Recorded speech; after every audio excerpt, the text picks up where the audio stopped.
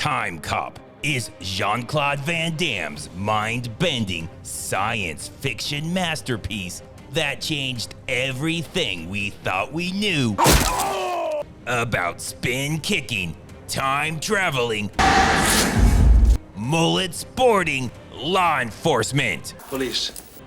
It begins with a completely unnecessary but totally awesome 1860s gold heist. Morning.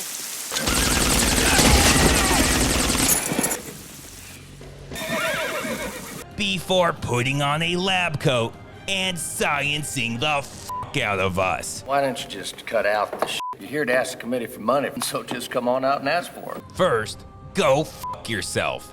I thought that'd get your attention. He literally sat down 3 seconds ago. Second, he's trying to tell you they've invented time travel and you're all fucking idiots. If technology is all in the folders in front of you, you won't understand it any better than I can. He then gives them the dummy version of how time travel works. You can't go forward because the future hasn't happened yet. If you go back and you change something, it could be catastrophic. He's also really protective of Hitler, So you can't go back and kill Hitler. which nobody seems suspicious about. What the fuck, bro? Anyways, here's more science shit. A computer, automobile, airplane, the atomic bomb, carbon tested and authenticated. Oh, you like that one? Not bad. Now that that's out of the way, the movie immediately blows your mind again, and we see Ferris Bueller's girlfriend window shopping for clocks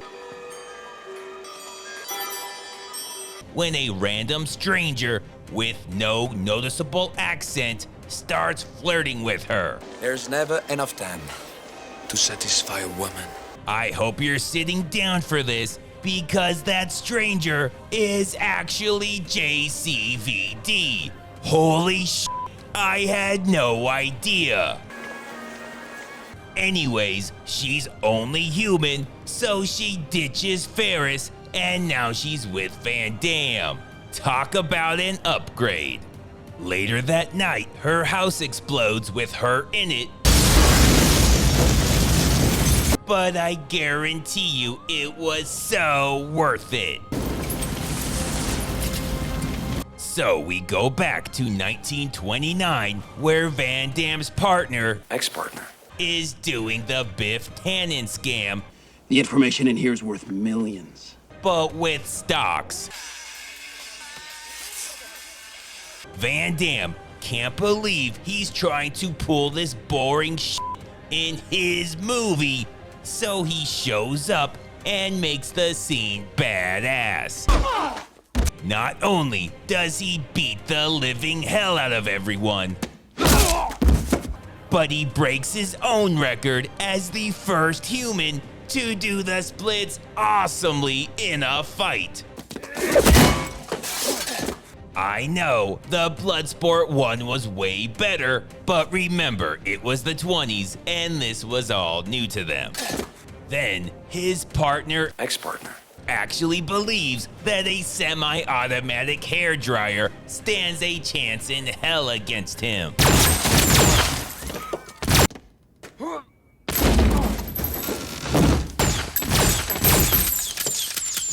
While Van Damme pities him for how pathetic that was, he has no time for his lies I'm not gonna change a thing. and is about to waste him when he drops this bombshell. I can't tell you anything. He'll send somebody back to wipe out my fucking cat. Damn! So he knows what he must do I'm talking about my fucking cat. to keep his cat safe and accepts his fate. Does the defendant have any statement? No. The defendant has been found guilty. They sentence him to death back in the 1920s in a completely unnoticeable way. It's only 20 minutes into the movie, and his heroic sacrifice already has me in tears. Tomorrow might have been a brighter day. This is the movie's villain, Senator Macomb. I've heard a lot about you, Senator. Not all of it bad, I hope. He's either completely insane or dumb as hell, because when he realizes Van Damme is onto him, Do you know who the man is? Oh, yeah. He doesn't immediately give up and beg for forgiveness. Well, I trust you'll keep working on it. You can bet on it. You are so f***ed. We're now far into the future, all the way to 2004, and we see all the amazing technology we have to look forward to, like these sweet-looking self-driving cars. System initialized. Destination, please. Home. Anyways, Macomb throws up a Hail Mary and hires Steve Buscemi and Shang Tsung to kill Van Damme in his sleep. Good luck with that. So Van Damme is passed out in a drunken stupor, and Buscemi fires a taser at him from only 2 to 3 feet away. But Van Damme's still able to wake up, assess what is happening, and dodge the prongs in less than 1/50th of a second. Then he has a knife fight with Tsung like he's Jack fucking Sparrow. And it's clear at this point he's just toying with them.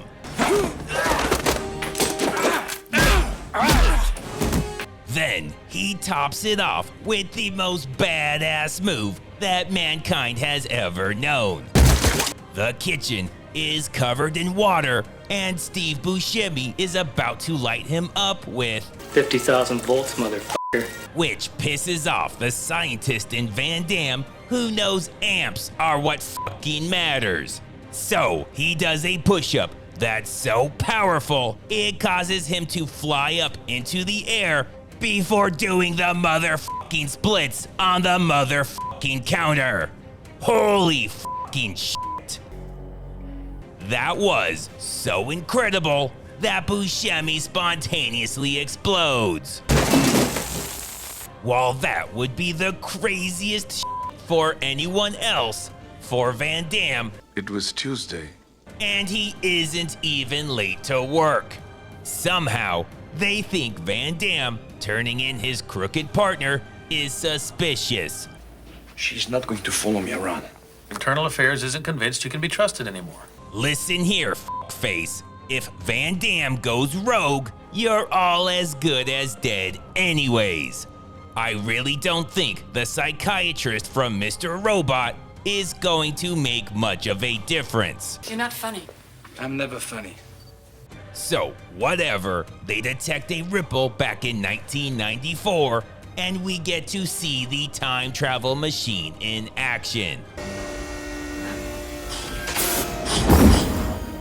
It sure seems like it would be a lot safer if they didn't have that fucking wall right there. You know what? It doesn't matter, because we then get the craziest, most highly advanced special effects that scientists to this day still have not been able to replicate.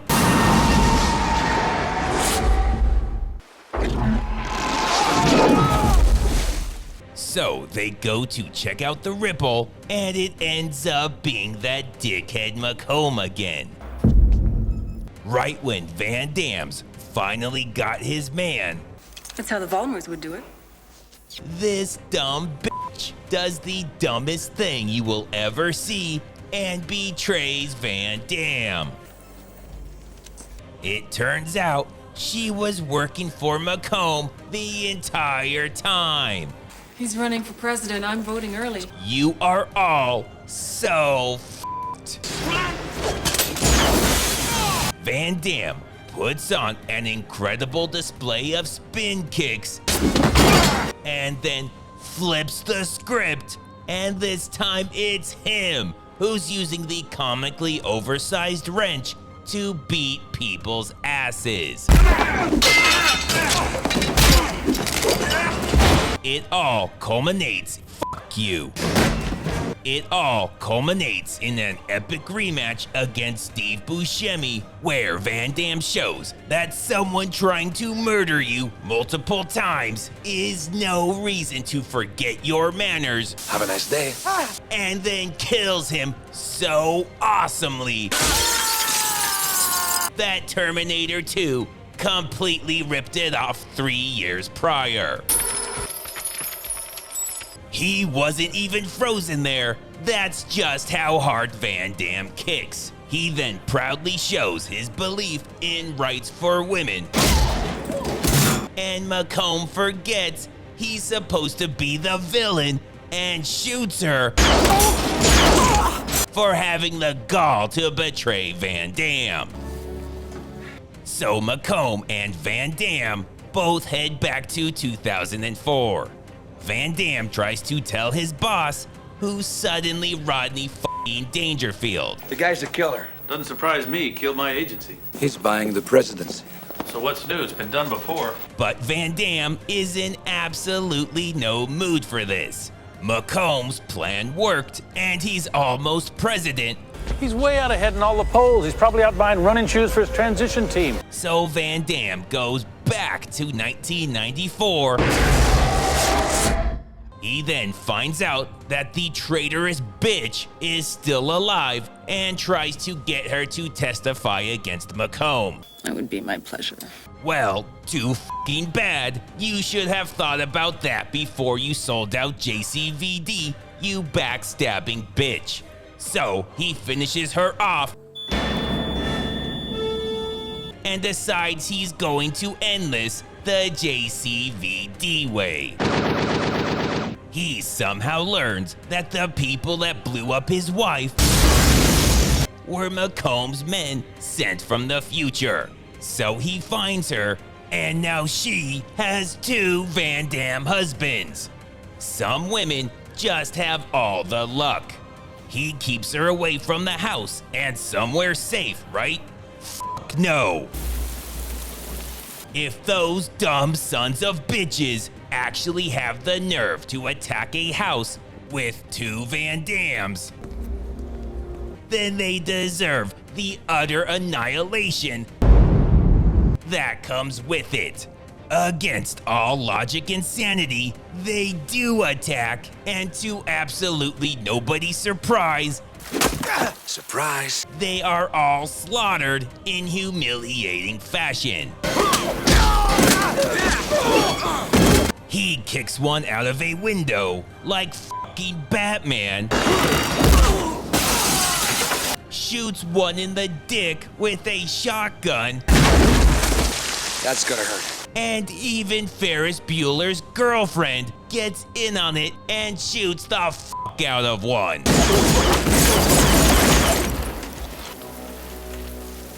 Then finally, Van Damme runs out of patience and just tears this guy's goddamn head off. So now it's down to just Van Damme and Macomb. You know what happens then? Macomb starts talking about math for some reason. Lines of confluence, probability scales. Nice try, but outsmarting Van Damme just isn't going to happen. The brain from Belgium is a step ahead of him. What the f*** are you doing here? You called me. Left a message. I didn't leave any message. I left it. It's really hard to tell your own voice from Jean-Claude Van Damme's. Wrong. Macomb still has a trick up his sleeve though, and takes Van Damme on a guilt trip. Okay, this is a real mess now. I hope you're happy. This is a real mess. Which could have worked if he didn't then shoot his only leverage. You fucking idiot. Van Damme kicks old Macomb into even older Macomb, slowly, which turns him into a jelly monster. The movie's called Timecop. Don't ask questions. It's not over yet. There's a bomb in the house, and they only have a few seconds to escape. But first, Van Damme has a little something to take care of. So what if his wife only has a few seconds before she blows up tragically and he fails to prevent the biggest regret of his life happening all over again? That doesn't mean he couldn't find time for a little fun. Some people have asked why Van Damme couldn't have waited until after he got his wife out of the house before flying out to Thailand and hitting up his favorite bar. Fuck those people. So, with his wife dead again, Van Damme returns home to the future to live happily ever after with his wife's sister and his stepson. I'm not going anywhere. If you don't believe that Timecop is the greatest movie ever made, then Holy Mother of Mary.